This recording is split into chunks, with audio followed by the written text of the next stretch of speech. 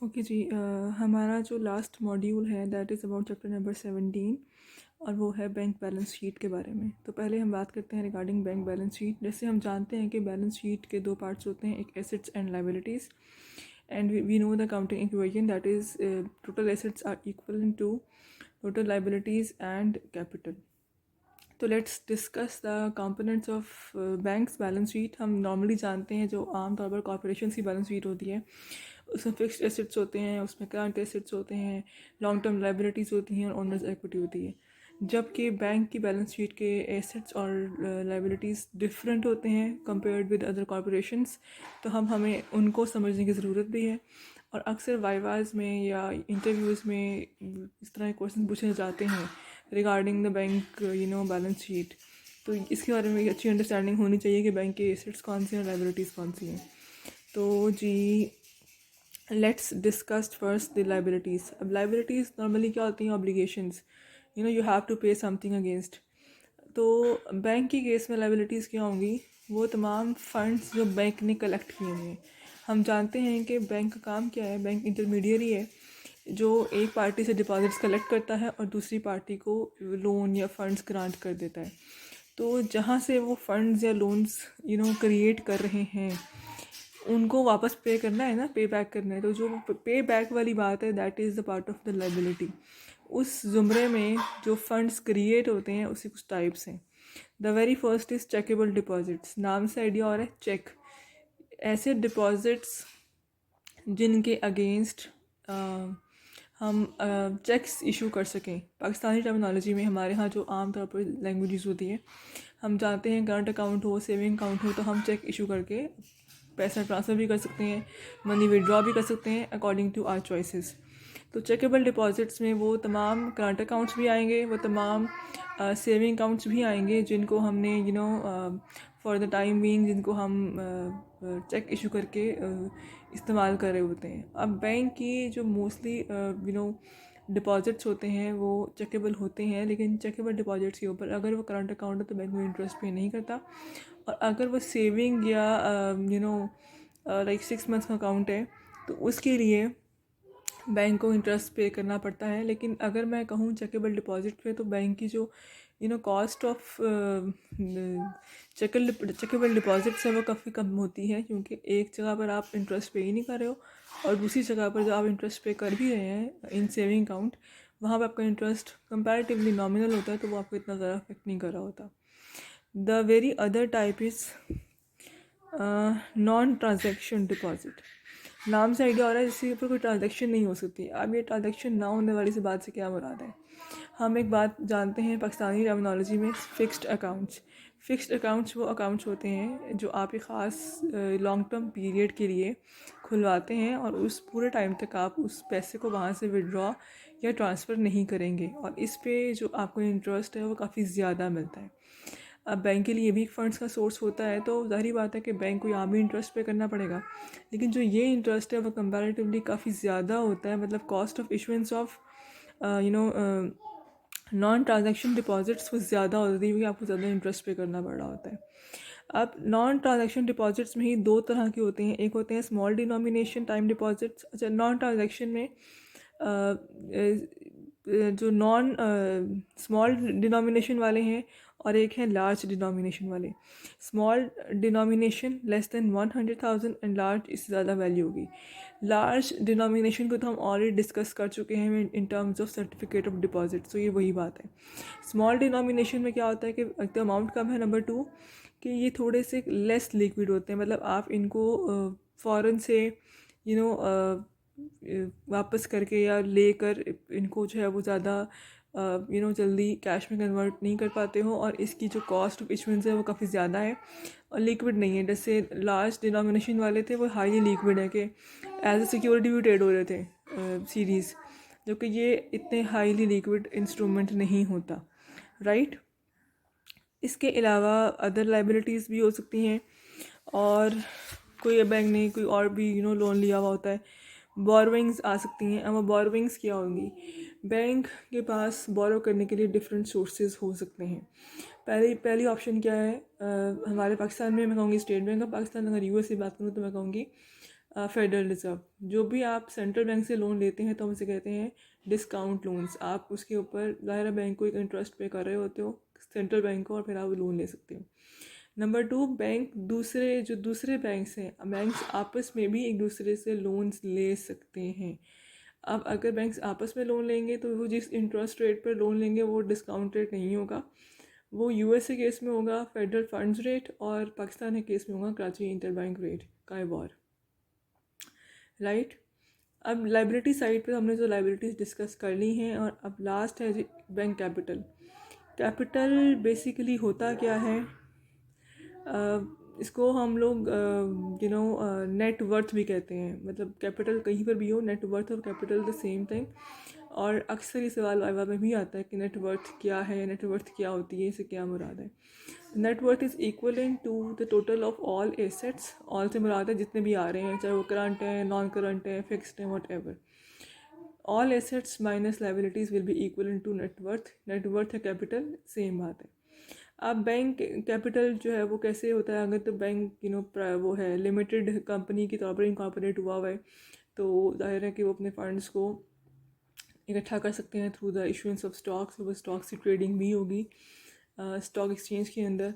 Otherwise जो भी उनके ओनर्स हैं they can contribute to donate a certain sum of money to acquire the required amount of capital.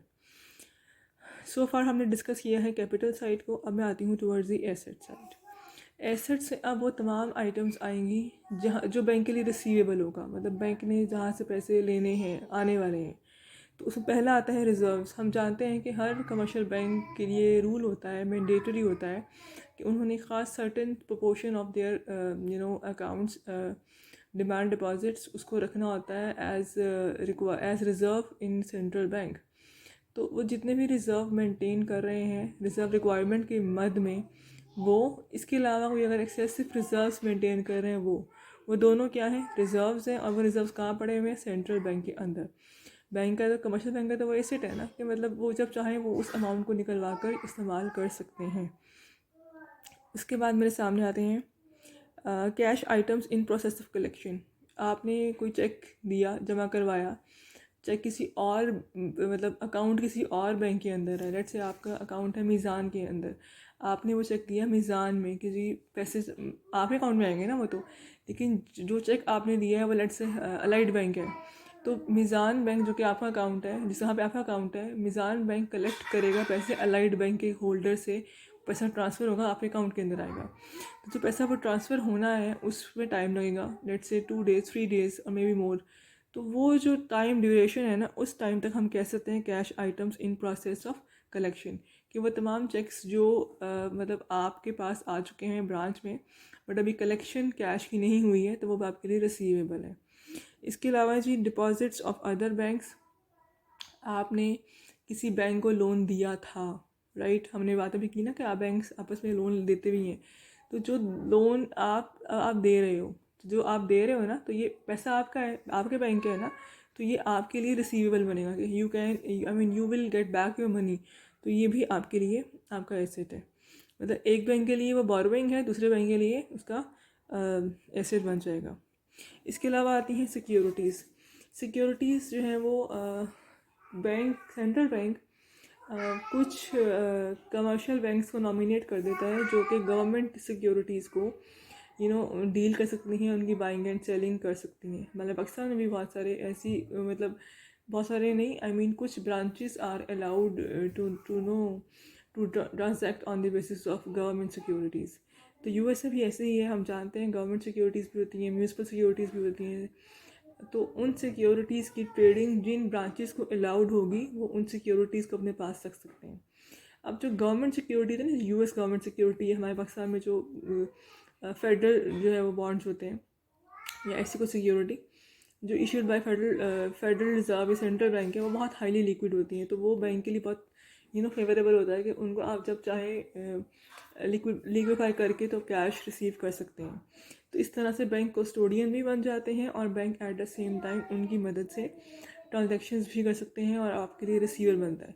Number 2 इसी के अंदर ही आता है कि बहुत सारे बैंक्स कोई भी कर्ज़ा देते हैं, हम जानते हैं आपने कोई लोन इशू किया, आपने कोई मॉर्गेज किया, कुछ भी किया, तो आप उसके बदले में सिक्योरिटी क्लेम कर रहे होते हैं। वो तमाम सिक्योरिटी से पार्ट बनती है सिक्योरिटीज़ का। ये तो गवर्नमेंट के ही, तो प्राइवेट भी, कि जितने भी आप जो है वो लोन्स दे रहे हैं लोगों को या कॉर्पोरेशंस को, आप उन लोन से बदले में जो सिक्योरिटी डिमांड कर रहे हैं वो भी आपके लिए आपका एसेट है। वो एसेट क्यों है कि अगर कोई थर्ड पार्टी डिफ़ॉल्ट करती है, तो इन दैट केस आपको जो सिक्योरिटी आपके पास है, आप उस सिक्योरिटी को सेल आउट करके अपना रेवेन्यू या अपनी जो भी आपके पेमेंट्स हैं आप वो रिकवर कर सकते हैं। तो लास्टली है जी लोन्स। इसमें वो तमाम लोन्स हैं जो भी आप एज अ बैंक इंडिविजुअल्स को या कॉर्पोरेशंस को या किसी भी एजेंसी को प्रोवाइड कर रहे होते हो। और जाहिर है लोन्स का एक नुकसान ये होता है कि इनमें देखो, जो आप एज अ आप एसेट्स दे रहे हो ना, तो हमारे एसेट्स होते हैं, हम चाहते हैं कि हमारे एसेट्स ज़्यादा से ज़्यादा लिक्विड हो, ताकि जब हमें ज़रूरत हो हम उसको वापस लेके तो कैश में कन्वर्ट कर लें। लोन्स आर द लीस्ट क्या कहना चाहिए मुझे, जो सबसे कम से कम जो लिक्विड होते हैं ना, वो हैं लोन्स। उसकी रीज़न क्या होती है? रीज़न ये है कि लोन्स एक ख़ास टाइम ड्यूरेशन के लिए आपने इशू किया होता है, मतलब 1 ईयर है, 2 ईयर्स है, 3 है, मोर देन 3 है, what ever the time duration is. तो वो जो ड्यूरेशन है that will make it confirm कि आप इस टाइम तक उस लोन को वो जो पर्सन जिसको हमने लोन दिया वापस नहीं करेगा आपको। तो जब वापस नहीं करेगा आपको, तो फिर आपका पैसा स्टक हो जाता है 1 साल या जो भी ड्यूरेशन है उस टाइम तक। तो लोन्स जो है ना वो थोड़े से लेस लिक्विड हैं और लेस प्रेफरेबल होते हैं। लेकिन ज़ाहिर है बैंक एक ऑर्गेनाइजेशन है और उसके बहुत सारे जो लायबिलिटी एसेट्स हैं उसके अंदर लोन्स एक सिग्निफिकेंट पार्ट होता है। लास्टली है अदर एसेट्स। मज़े की बात यह है कि अदर एसेट्स में क्या है, तो वो एसेट्स हैं जो बैंक की, हम कहते हैं बैंक की बिल्डिंग हो गई, कोई भी व्हीकल हो गया, कोई भी ऐसी चीज़ हो गई जिसको हम फिक्स्ड एसेट कहें। जो हमारे यहाँ कॉर्पोरेशन में जो मेजर होता है ना asset, fixed asset, land, building, plant, equipment type चीज़ें होती हैं, वो बैंक के लिए क्या है, उसके अदर एसेट्स में आती हैं। क्योंकि बैंक का जो मेजर बिजनेस है वो क्या है, फ़ंड्स इकट्ठे करना और उन्हीं फ़ंड्स की मदद से लेंडिंग करके पैसे अर्न करना। एक तरफ बैंक जब फंड्स इकट्ठे करता है तो वो इंटरेस्ट पे करता है, उसकी कॉस्ट ऑफ बोरोइंग होती है। जब बैंक लेंडिंग करता है, लोन्स देता है या कहीं पर डिपॉजिट्स करवाता है, तो उसके बदले में आप उससे बैंक आपसे इंटरेस्ट क्लेम करता है। जो इंटरेस्ट देता है वो कम होता है, जो इंटरेस्ट लेता है वो ज़्यादा होता है, ताकि वो डिफरेंस से स्प्रेड क्रिएट कर सके और अपना इनकम बना सके। राइट, तो ये है बैंक की बैलेंस शीट, जो कंपैरेटिवली डिफरेंट है फ्रॉम द अदर कॉर्पोरेशंस। लेकिन इसके आइटम्स वही हैं जो हम पहले पढ़ते हुए आ रहे हैं, बार बार डिस्कस करते हुए आ रहे हैं। The thing is we need to understand के बैंक के लिए एसेट्स कौन से हैं और लायबिलिटीज़ कौन सी हैं। दैट सिंपल रूल है। जो आपके लिए रिसीवेबल है वो एसेट्स कैटेगरी में आएगा और जो आपके लिए पेएबल है that would be counted as your liability. Right.